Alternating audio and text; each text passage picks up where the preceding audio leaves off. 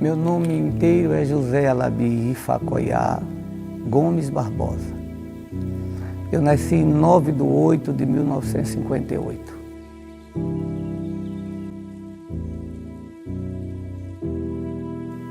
Eu nasci numa festa do Baluayê.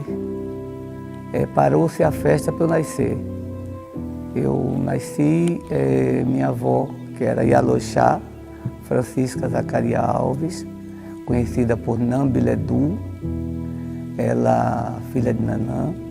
Então minha avó contava, né? Minha avó mesmo que contava a história aqui. Ela foi lá aos pés do Abaluayê pedir para ele que ele tivesse misericórdia, que a filha dela estava para ganhar neném.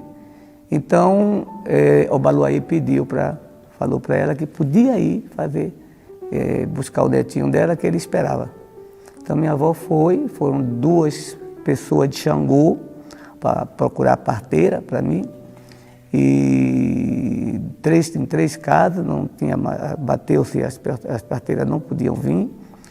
Então, numa última casa, era uma senhora por nome de Dona Ana, filha de Nanã também. E ela não fazia mais parto, mas a pedido de minha avó, ela largou tudo e foi lá, né, fazer esse parto. E aí, quando ela chegou, por ela demorar muito, e eu nasci com um traço, que se a parteira não correr depressa, a criança morre, né? Eu nasci laçado, empelicado. E aí, por demorar demais, uma entidade, um espírito, tomou a minha avó e fez o parto. Então eu nasci nas mãos de um espírito, por nome de Tartana Velha, né? Mas aí, logo em seguida, a tia Ana foi chegando de Nanã e ajudou a fazer o parto. É isso. E nasci e me criei dentro da casa de Candomblé, nunca saí da minha religião. Minha infância foi uma infância muito corrida, né? Porque eu ainda peguei a perseguição ao menor no Candomblé. Né? Então, o Candomblé em Recife começava meio-dia, então tinha que buscar o alvará em cada candomblé que era feito. Então, meu tio ia pegar próximo da hora da festa para eles assinarem, né? Então, tinha aquela perseguição toda. Teve candomblé que eu vi, o meu tio ir pegar o alvará e não voltar. E todo mundo no terreiro esperando para começar o candomblé. E foram lá os ogãs, a pedido de minha avó, foram lá na delegacia ver se meu tio estava lá. E eles esconderam meu tio. Né? Então mandaram meu tio para uma outra delegacia, né? Na época chamava comissariado, para um outro comissariado, e apresentaram as celas, mostraram que meu tio não estava ali. Então os ogãs voltaram, falaram para minha avó que meu tio não estava lá, e o Ogum chegou e saiu de rua fora e levou os ogãs onde estava meu tio preso, na 4 de outubro.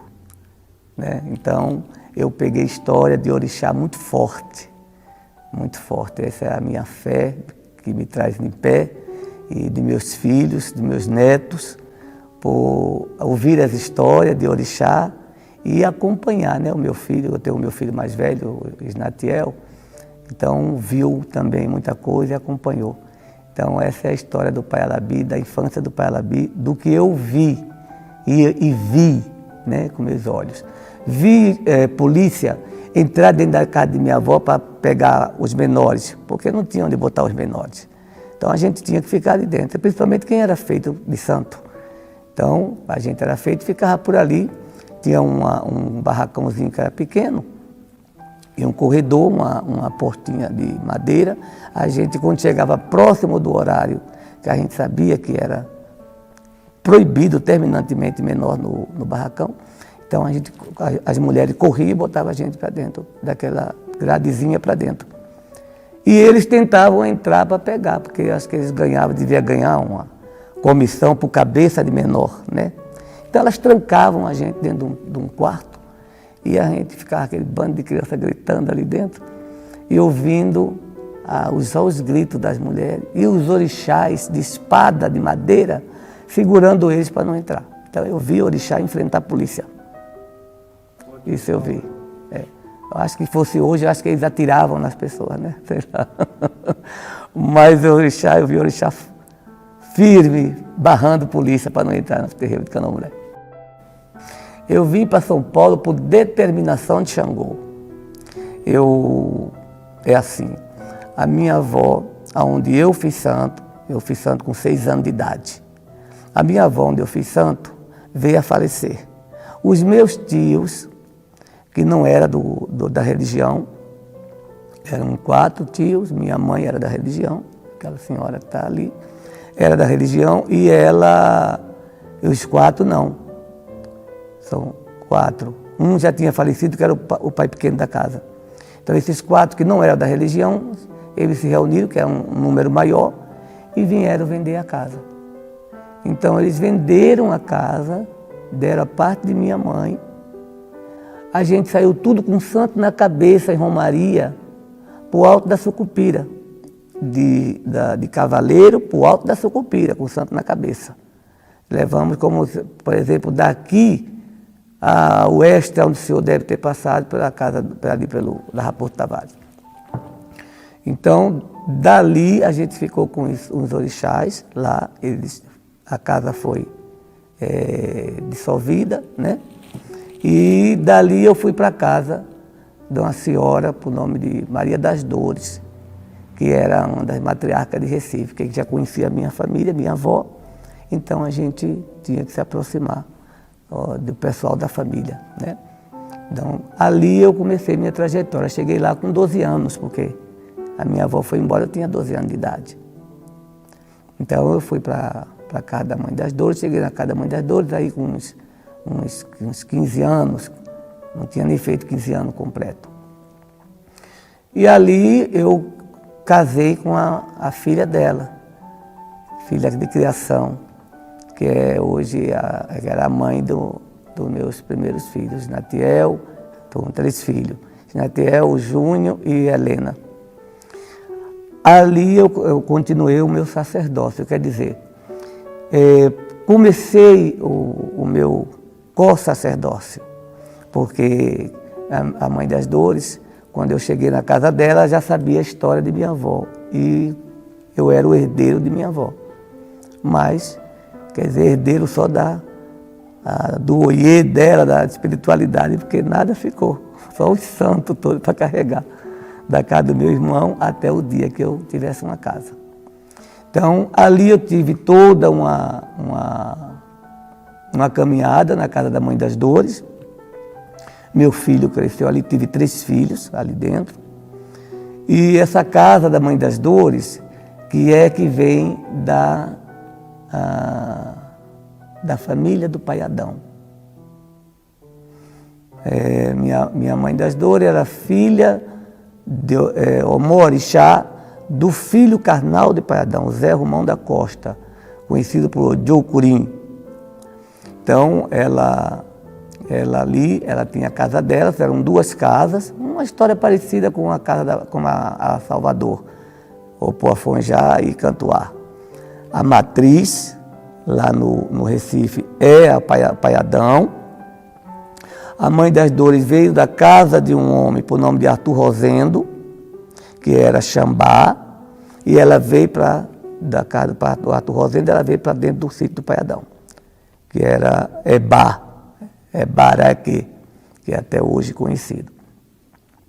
Então ali ela fundou a casa dela e a avó Lídia, a casa dela. Então eram 2 casas, assim, de referência da casa do Pai Adão, muito forte, né? Como o Tum Ossi do Ileu Baumim, que é a casa do Pai Adão. E aí essa casa da Mãe das Dores, criada lá no Peixinho, que é um lugar ali perto de Olinda, dali veio para a linha do Tiro. Então ali foi, né, onde a casa teve mais... a história começa ali da axé da Mãe das Dores. E ali eu cheguei e encontrei essa casa. Essa casa já existia com todo o tempo dela, que foi de 1931, né, que foi exatamente o axé dessa casa que veio para São Paulo, junto com a Ialorixá, a Mãe das Dores, né? Que veio ser também Iaquequerê, junto com a Mãe Lídia, do pai Toninho de Oxum.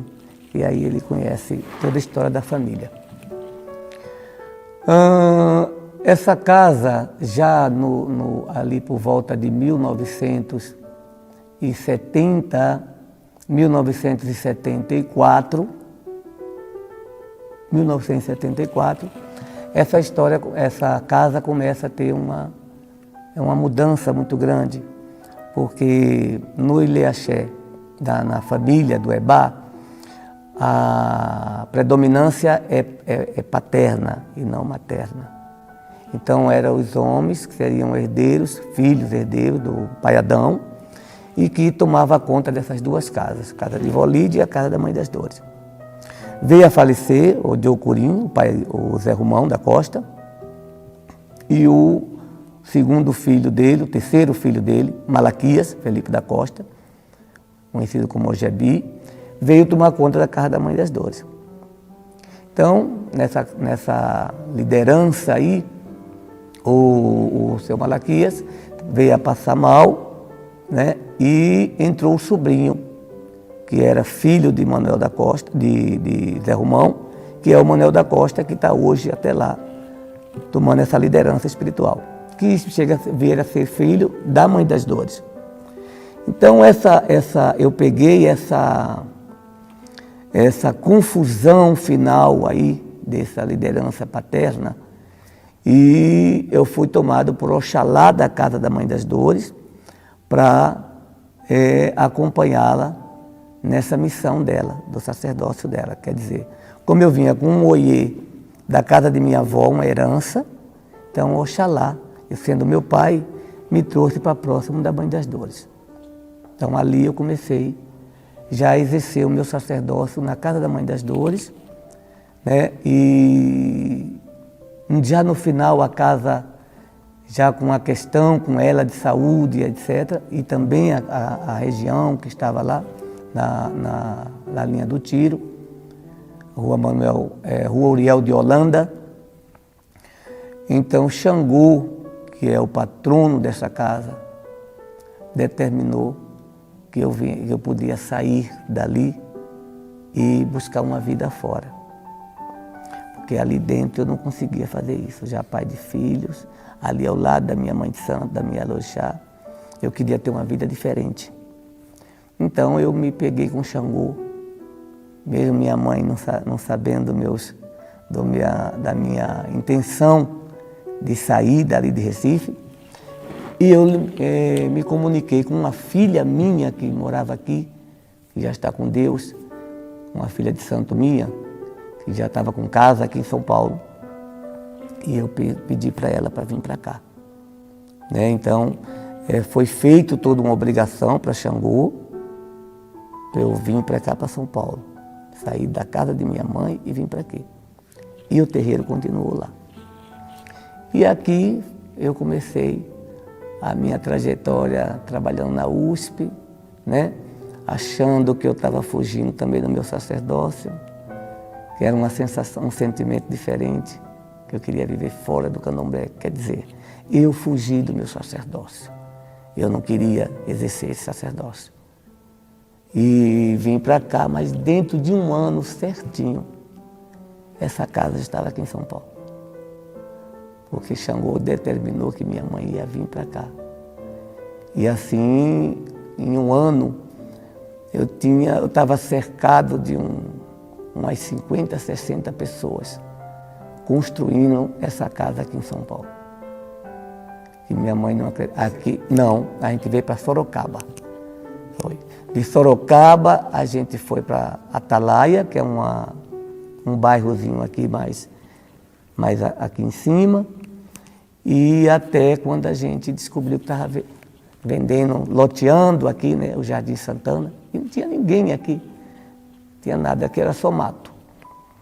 E a gente comprou essa terra aqui. E viemos e fizemos a Casa do Oxalá aqui. Essa localidade aqui foi fundada em 85. Foi muito difícil, porque quando eu cheguei aqui eu fui para casa da minha filha e eu já querendo fugir do sacerdócio, e ela chegava e arrumava um monte de jeito para eu jogar, e eu não queria. Então todos os dias faziam fila ali no Rio Pequeno. Eu vim para o Rio Pequeno, a casa de santo dela era no Rio Pequeno, e ali todo dia ela fazia filas, e eu jogava com raiva, porque eu dizia que eu não vim aqui para isso, eu vim aqui para procurar trabalho, um outro tipo de trabalho. E teve muita confusão entre eu e ela na casa dela, porque eu queria fazer um outro tipo de trabalho, mas o orixá me chamava, o orixá me chamava, o orixá me chamava. E graças a Deus, através desse chamado, eu fui parar na USP. Né? Fui parar na USP e eu fui procurar trabalho na USP, ali achando que tudo era uma coisa só, a Universidade de São Paulo, todo mundo era funcionário da USP, e não era. Quer dizer, eu fui procurar trabalho ali de limpador de vidro, tinha um moço limpando vidro, e eu fui perguntar para ele se podia, ele me dá me oferecer essa oportunidade de trabalhar naquilo ali. E ele falou que era muito difícil, que tinha que fazer não sei o quê, tinha que esperar, tinha que aguardar. E o orixá estava me levando exatamente para o núcleo da universidade. Quer dizer, eu fui procurar um emprego de limpador de vidro e eu tive um chamado de uma senhora que era diretora de recursos humanos da USP, Lúcia Massari. E um dia eu cheguei lá na sala dela e a secretária dela pediu para que ela passasse na sala e visse que tinha um rapazinho lá sentado, que ela ia sentir alguma coisa no coração dela.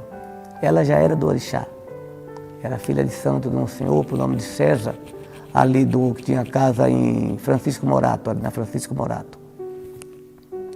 E ela me viu e ela quis conversar comigo. Então ela perguntou o que eu estava fazendo ali. Eu contei para ela que eu tinha ido lá na entrada da USP, pedi um emprego para o moço, que era para limpar vidro. E ela disse, o senhor não veio aqui para limpar vidro. Então eu tenho uma vaga para o senhor aqui, o senhor vai vir aqui, daqui a um mês eu vou arrumar uma vaga para o senhor. Então ela tirou um funcionário, que era um escriturário, na entrada da sala dela, e deu um lugar melhor para ele e me colocou dentro da USP, ali do lado da sala dela. E ali, essa senhora teve um chamado do Oxalá dentro dela e passou a tomar conta de mim. Né? Então ela começou ali perguntando algumas coisas de orixá, e eu comecei orientando ela, falando como era na minha terra, né? Como que orixá era na minha terra, e ali ela se sensibilizou e se identificou, que ela estava recém-chegada da África, ela se identificou e a gente começou a ter uma identificação entre os dois, e eu a levei até Recife para ela conhecer a casa de minha mãe, conhecer a minha mãe e minha família de santo. E lá ela foi assistir uma festa e ficou apaixonada pelos orixás lá na casa de minha mãe.